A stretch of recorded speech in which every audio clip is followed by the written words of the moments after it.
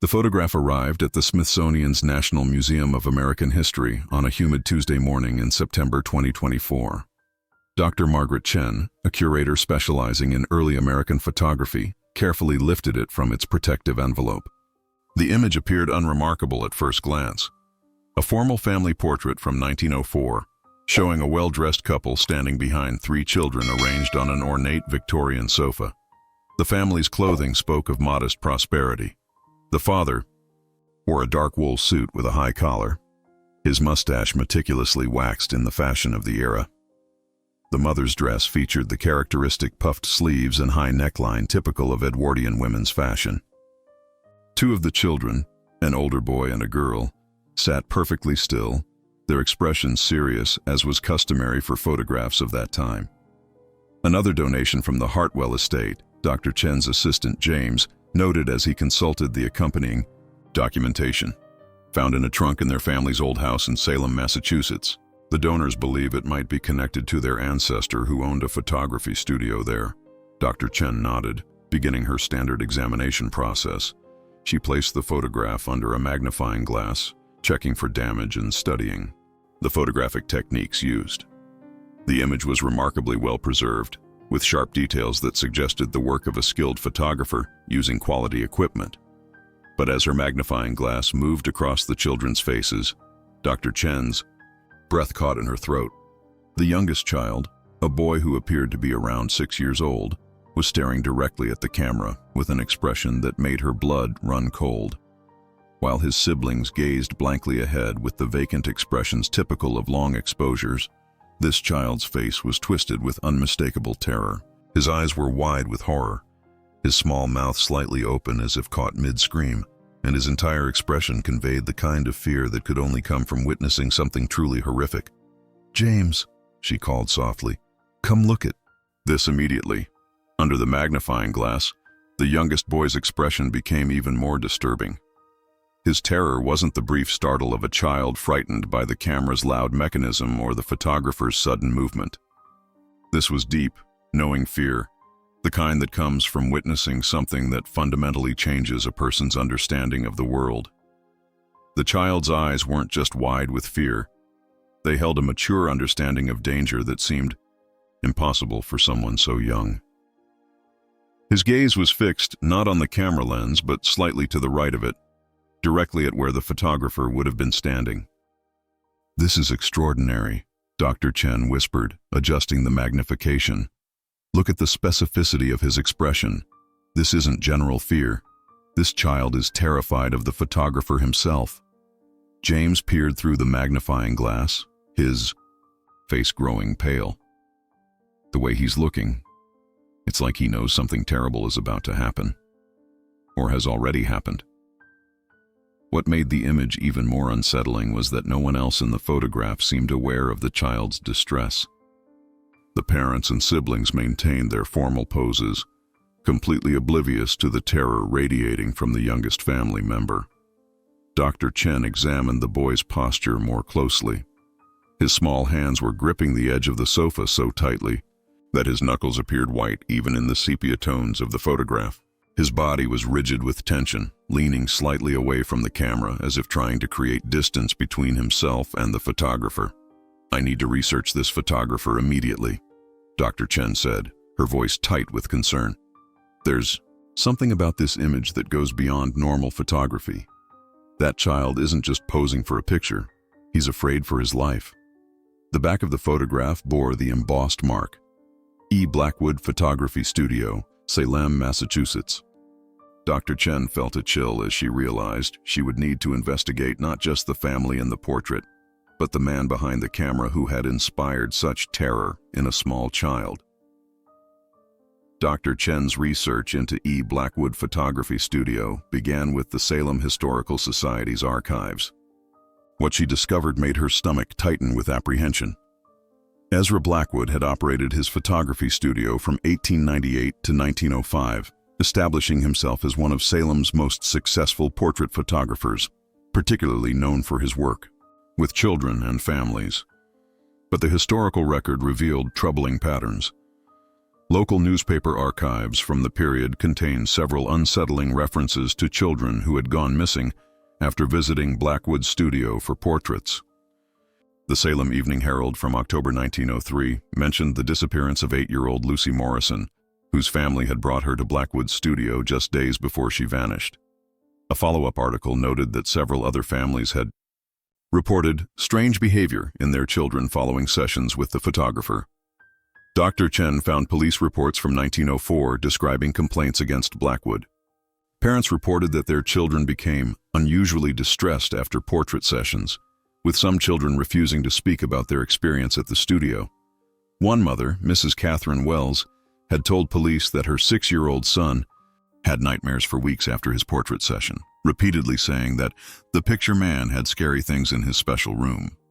The most disturbing discovery came in a report filed by Dr. Samuel Morrison, a local physician who had treated several children after their visits to Blackwood's studio. Morrison wrote, "These children exhibit symptoms consistent with severe psychological trauma. They speak in fragments about the dark room where children don't come out and pictures of children who couldn't go home. I fear Mr. Blackwood's studio may harbor secrets that extend far beyond photography." Despite these concerning reports, no formal charges had ever been filed against Blackwood. The complaints had been dismissed as children's overactive imaginations or the natural fear some youngsters felt toward the unfamiliar photography process. But Dr. Chen noticed a pattern in the dates. The complaints had stopped abruptly in late 1904, around the same time the photograph in her possession would have been taken. Ezra Blackwood had closed his studio permanently in early 1905, citing personal reasons in his final newspaper advertisement. Working with genealogist Sarah Martinez, Dr. Chen began cross-referencing the children who had visited Blackwood's studio with local death and missing person records from 1903-1904. What they discovered painted a horrifying picture that made Dr. Chen question everything she thought she knew about the innocent world of early portrait photography. Between 1903 and 1904, 7 children who had been photographed at Blackwood's studio had subsequently disappeared from the Salem area. The disappearances were spaced apart by several weeks or months, which had prevented authorities from recognizing a pattern at the time. The first was Lucy Morrison in October 1903, followed by Timothy Walsh in December 1903, then Margaret O'Brien in February 1904. Each child had been brought to Blackwood's studio for what their families believed would be routine portrait sessions. In each case, the families had paid for portraits that were never delivered, with Blackwood claiming various technical difficulties or lost negatives. Most disturbing was the discovery that Blackwood had been particularly insistent about photographing children alone, often requesting that parents wait outside the studio during sessions. He had claimed this was necessary to help children feel more comfortable and natural, a practice that wasn't uncommon among photographers of the era. Dr. Chen found a letter written by Margaret O'Brien's mother to the Salem police in March 1904. Mr. Blackwood assured us that Margaret would need to return for a second session to complete her portrait, as there had been problems with the lighting in the first photographs. When we brought her back, she emerged from his studio in a state of terror, refusing to speak about what had occurred. Mr. Blackwood claimed she had simply been frightened by the camera equipment, but I have never seen such fear in a child's eyes. Margaret O'Brien had disappeared 3 days after that second session. The pattern was becoming clear. Blackwood had been using the pretext of multiple sessions to isolate children and those who showed signs of fear or distress. Those who had seen something they shouldn't have were the ones who never made it home. The child in the 1904 photograph wasn't just afraid of the photographer. He had discovered Blackwood's terrible secret, and his expression captured the moment he realized the danger he was in. Dr. Chen's investigation led her to the physical location of Blackwood's former studio, now a small bookshop on Federal Street in Salem. The current owner, Mrs. Eleanor Hastings, had purchased the building in 1987 and had always known about its previous use as a photography studio. "I've always felt there was something unsettling about the basement," Mrs. Hastings told Dr. Chen as she led her through the building. The previous owners mentioned it too. "There's a room down there that was clearly used for something more than just developing photographs." The basement revealed the remains of Blackwood's dark room, but also something far more sinister. Behind what appeared to be a standard developing area, Mrs. Hastings showed Dr. Chen a hidden room that could only be accessed through a concealed door behind a false wall. The secret room was small, windowless, and still bore evidence of its original purpose. Metal rings were bolted into the stone walls, and scratches in the wooden floor suggested furniture had been dragged across it repeatedly. Most chilling were the children's drawings scratched into the walls, crude figures of children and stick drawings of cameras, along with desperate messages. "Help me. I want to go home. And please don't take my picture." "We found these when we first renovated," Mrs. Hastings said quietly, pointing to several small personal items hidden in cracks in the walls. A child's hair ribbon, a small wooden toy horse, and a locket containing a photograph of a young girl. Dr. Chen photographed everything carefully, her hands shaking as she documented the evidence of Blackwood's crimes. The scratches in the walls told a story of children who had been kept in this room, probably while Blackwood decided their fate. Those who could be trusted to keep quiet were eventually released. Those who posed a threat, who had seen too much or understood what was happening, never left. In one corner of the room, Dr. Chen found something that made her blood run cold. Photographic plates hidden behind a loose stone. When she held them up to the light, she could see faint images of children in various states of distress, some appearing to be restrained. The child in the 1904 family portrait had somehow glimpsed this secret room or witnessed Blackwood's true nature. His expression of horror captured the moment of that terrible realization. With the evidence of Blackwood's crimes mounting, Dr. Chen turned her attention to identifying the family in the portrait, hoping to understand the specific circumstances that had led to the child's terrified expression. Working with Salem's vital records in the Hartwell family genealogy, she began to piece together the identity of the family in the photograph. The breakthrough came when she found a wedding announcement in the Salem Evening Herald from 1895. Thomas Hartwell, son of merchant Samuel Hartwell, wed to Miss Elizabeth Morrison, daughter of Dr. Samuel Morrison. Dr. Chen recognized Dr. Morrison's name immediately. He was the physician who had treated children after their disturbing visits to Blackwood's studio. Census records from 1900 showed the Hartwell family, Thomas, 29, Elizabeth, 26, and their 3 children, Robert, 8, Mary, 5, and Daniel, 2. By 1904, when the photograph was taken, Daniel would have been 6 years old, the same age as the terrified child in the portrait. Dr. Chen's heart raced as she realized the significance. Daniel Hartwell was the grandson of Dr. Morrison, the physician who had been documenting the suspicious pattern of childhood trauma connected to Blackwood's studio.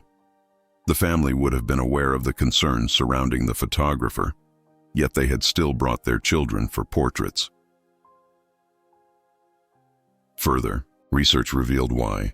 In September 1904, Thomas Hartwell had received a business commission that required the family to relocate to Boston. Elizabeth had insisted on having a final family portrait taken before their departure, and Blackwood had offered them a significant discount, claiming he wanted to photograph one last beautiful Salem family before they moved away. What the parents hadn't realized was that Dr. Morrison had been quietly building a case against Blackwood, and the photographer had become increasingly desperate to eliminate potential witnesses. When young Daniel was brought to the studio, his intelligence and family connections made him a particular threat. The terror in Daniel's eyes wasn't just fear of Blackwood himself. It was the recognition that he had seen something that put not just himself, but his entire family in danger. The photograph captured the moment when an innocent 6-year-old boy realized he was looking at a predator who would stop at nothing to protect his secrets. Dr. Chen discovered the details of the Hartwell family's final portrait session through an unexpected source, Elizabeth Hartwell's personal diary, which had been preserved in the family's papers and donated along with the photograph. The entries from September 1904 painted a terrifying picture of that day's events. Elizabeth's diary entry from September 18, 1904, read, "Took the children to Mr. Blackwood's studio today for our farewell portrait." The session began normally, though I noticed Daniel seemed unusually quiet and withdrawn. Mr. Blackwood was insistent that he photograph each child individually first, claiming it would help him achieve better composition for the family group. The entry continued. When Daniel's turn came for his individual portrait, Mr. Blackwood asked that we step outside, as he often did. We waited in the front room for what seemed like an unusually long time. When we were finally called back, Daniel appeared pale and shaken. Mr. Blackwood claimed the boy had simply been overwhelmed by the camera equipment. But the most revealing entry came the following day. Daniel has been having terrible nightmares since yesterday's portrait session. He keeps saying that Mr. Blackwood showed him pictures of children who couldn't leave, and that there was a scary room where children cry. I fear that man did something to frighten my son deliberately. Thomas says we should report this to the authorities, but we leave for Boston in 3 days. Elizabeth's final entry about the incident, dated September 20th, 1904, was chilling. Daniel told me today that during his time alone with Mr. Blackwood, the photographer showed him what he called his special collection, photographs of children in various states of distress. When Daniel became frightened and asked to return to us, Mr. Blackwood reportedly said, "Children who see my special pictures usually don't get to go home to their families." Daniel understood this as a threat. The entry concluded, "My son then saw Mr. Blackwood unlock a door to what appeared to be a hidden room, where Daniel glimpsed other children's belongings and heard what sounded like crying. It was at this moment that Mr. Blackwood brought Daniel back to rejoin us for the family portrait. The terror in my son's eyes during that session now makes perfect sense. He thought he was going to disappear like the other children." Dr. Chen realized that the family portrait captured the exact moment when Daniel, having just witnessed evidence of Blackwood's crimes, was forced to pose while knowing the photographer was a child killer. The Hartwell family's hasty departure from Salem took on new significance as Dr. Chen discovered more details about the days following their portrait session. Elizabeth's diary revealed that Thomas Hartwell had indeed contacted the authorities about their son's experience, but the family's plans to relocate to Boston had provided them with an unexpected opportunity to escape Blackwood's reach. A police report filed by Thomas Hartwell on September 21, 1904, described his son's account of seeing photographs of distressed children and a hidden room containing children's personal effects. However, the investigating officer, Sergeant William Murphy, had noted in his report, "Child's account is detailed but may be influenced by recent fears regarding the photographer. Mr. Blackwood denies all allegations and claims the boy simply became frightened by darkroom equipment." What Dr. Chen found most disturbing was that Sergeant Murphy's investigation had been perfunctory at best. A subsequent report, dated September 25, 1904, stated, "Unable to locate sufficient evidence to pursue charges against Mr. Blackwood, the Hartwell family has departed for Boston as planned. Case closed pending further evidence." But Dr. Chen discovered that there had been more to the story. In a letter preserved in the Salem Police Department's archives, Dr. Samuel Morrison had written to the police chief expressing his concerns. The Hartwell boy's account aligns perfectly with symptoms I have observed in other children who visited Blackwood's studio. We cannot dismiss this as mere childhood imagination when so many children have exhibited similar trauma responses. The letter went on to detail Dr. Morrison's suspicions. "I believe Mr. Blackwood has been using his photography sessions to identify vulnerable children and has been responsible for the recent disappearances. The Hartwell boy may be the first child to escape and provide a coherent account of what occurs in that studio.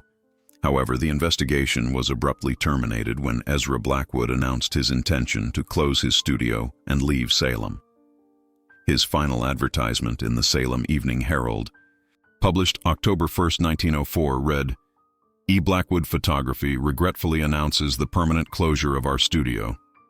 All outstanding portrait orders will be refunded. We thank the Salem community for their patronage."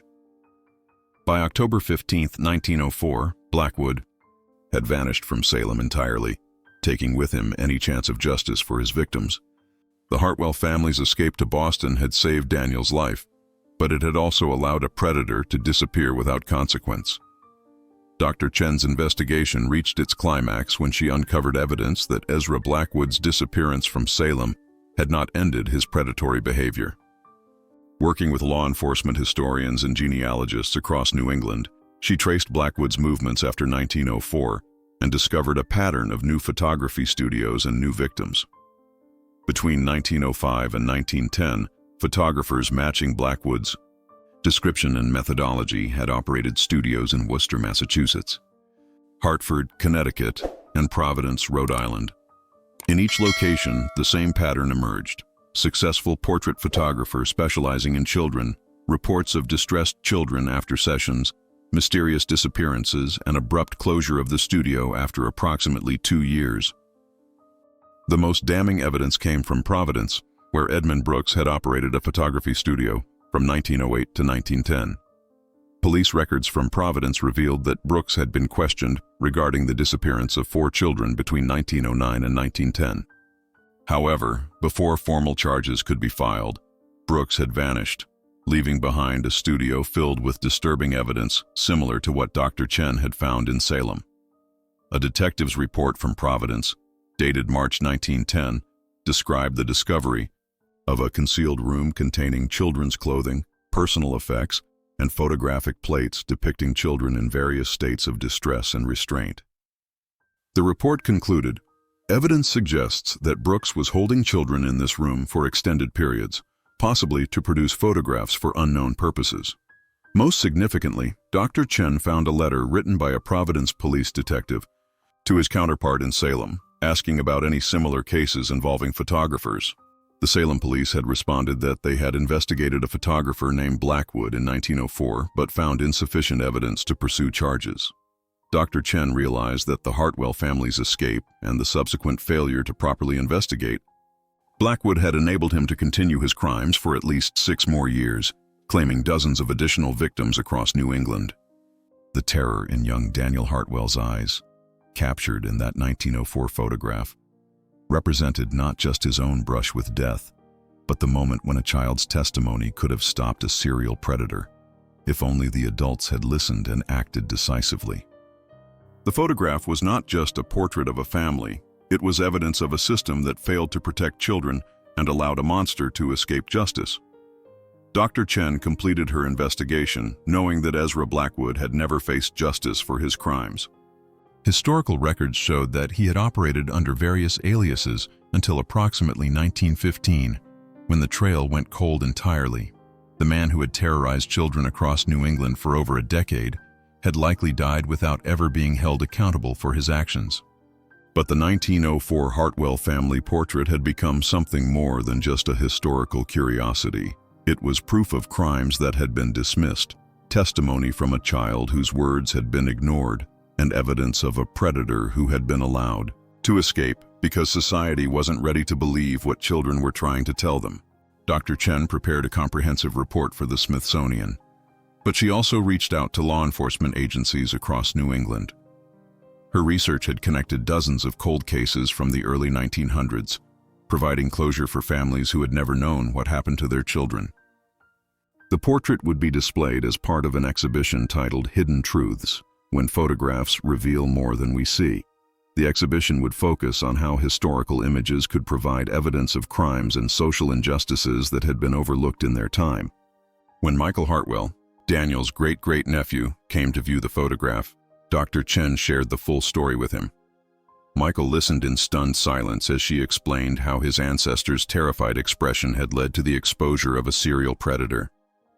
"Daniel survived," Michael said quietly, studying his ancestor's face.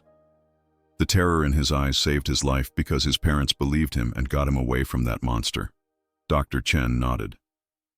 "Your family's decision to leave Salem immediately probably saved not just Daniel, but prevented Blackwood from claiming more victims in the short term." Daniel's testimony was ignored by the authorities, but it wasn't ignored by the people who mattered most, his parents. The photograph remained at the Smithsonian as a reminder that sometimes the most important stories are told not by the adults, who control the historical record, but by the children whose voices are too often dismissed. Daniel Hartwell's terrified gaze would serve as a permanent testament to the importance of listening to children and believing them when they report abuse. In her final report, Dr. Chen wrote, "This image reminds us that photographs can be more than historical artifacts. They can be evidence of injustice and testimony from those who couldn't speak for themselves. Sometimes a single child's expression can reveal truths that entire communities chose to ignore.